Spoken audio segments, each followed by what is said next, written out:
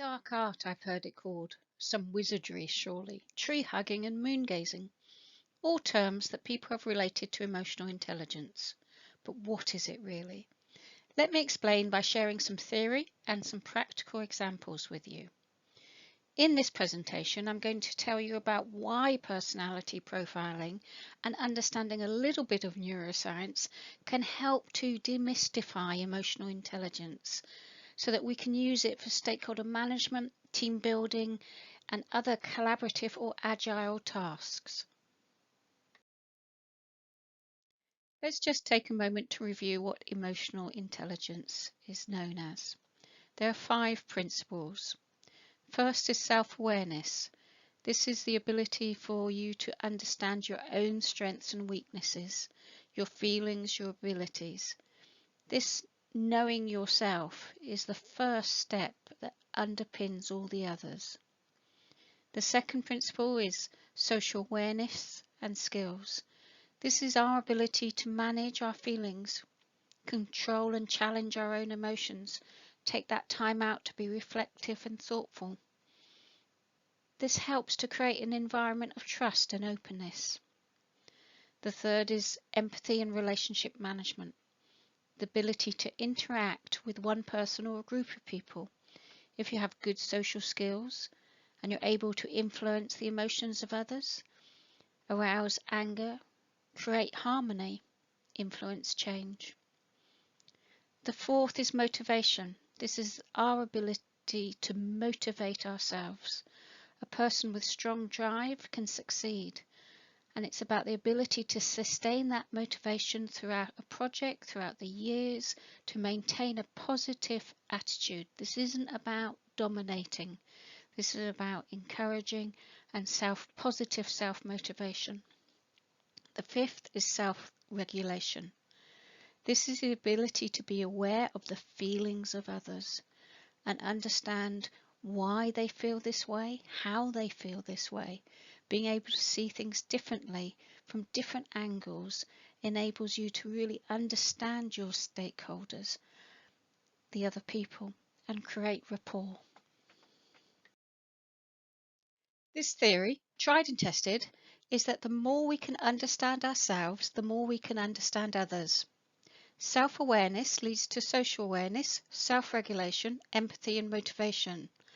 Myers-Briggs Type Indicator, also known as MBTI, is good at this as it provides information for you to assist with your own self-awareness. And then it helps to understand better the dynamics between team members, other people, colleagues, and enable better communications and being able to work better together. MBTI helps us become aware of our preferred ways of operating in the world, where we focus our attention. By this I mean how we take in our energy, by extroversion or introversion, how we assess information, how we make decisions and come to our conclusions, and how we manage our association with around us.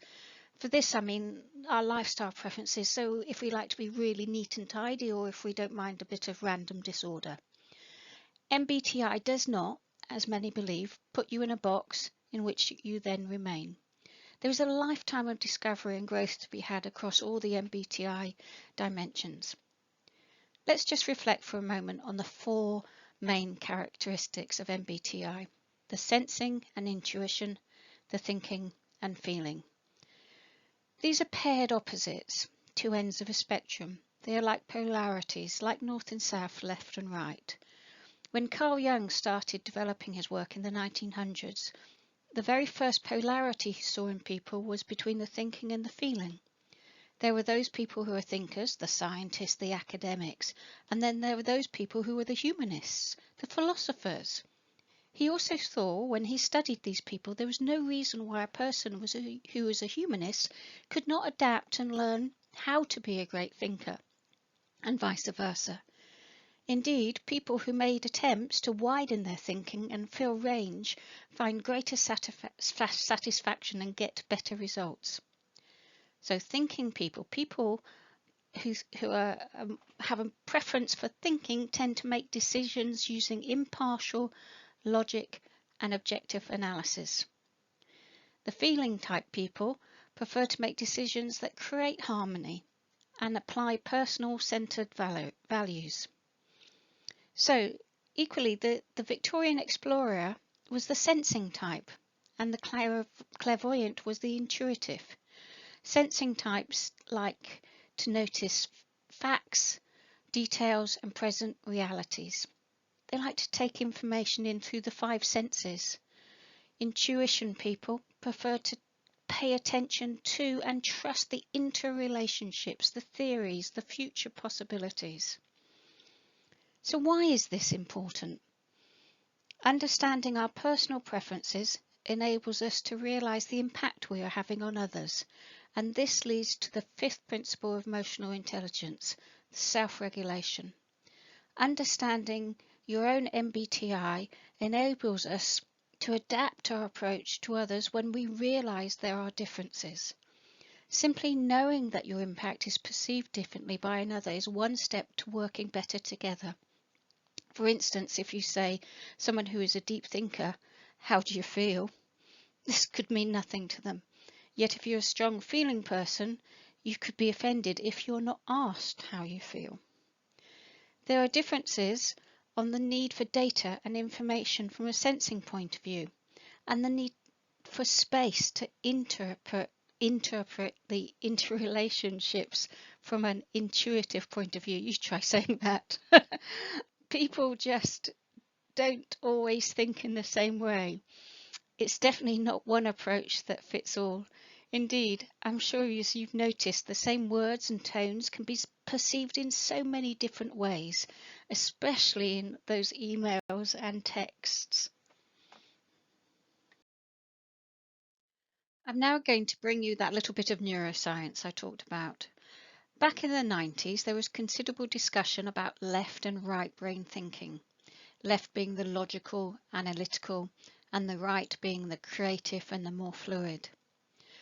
More recently, Professor Dario Nardi has done considerable work in the neuroscience of personality, specifically looking at the brain and the MBTI dimensions.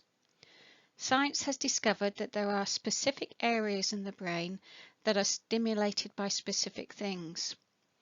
Here we can see the different areas that fall under the cognitive intelligence, the doing maths, the reading, reasoning, noticing errors, categorizing and defining, and those that support emotional intelligence, visualization, personal value, mirroring, inferring by context. So this next picture shows the network processes that happen when people do different tasks. The left shows the path of sensing, listening and empathizing. And on the right shows the path involved in reflecting and analyzing. Obviously, neuroscience is a huge topic area, but hopefully these small, simple examples will give you a sense of the differences that can occur. So let's go back to that dark art. If you can start to decipher people's preferences, either overtly or covertly, you can begin to increase your ability to build better relationships and improve your communication abilities. Let me give you a couple more examples. So here's a little test. Well, it's a little game really. Have a look at each of these sentences. I'm sure you'll begin to realize the source of these sentences shortly. And have a look at them and just ask yourself, is this a thinking or feeling statement, a sensing or an intuition statement, or a mixture of both? Just a little test to help you fine-tune your listening. There may be a prize. In my work with teams, I've used MBTI to improve communications, understand working styles, deepen relationships, build trust, and understand stress. How have I done this? As a qualified MBTI practitioner, I used their online portal to allow people to do their profiling very quickly and easily. Once they have completed that, I usually spend an hour with them individually to ensure they're happy with their profile.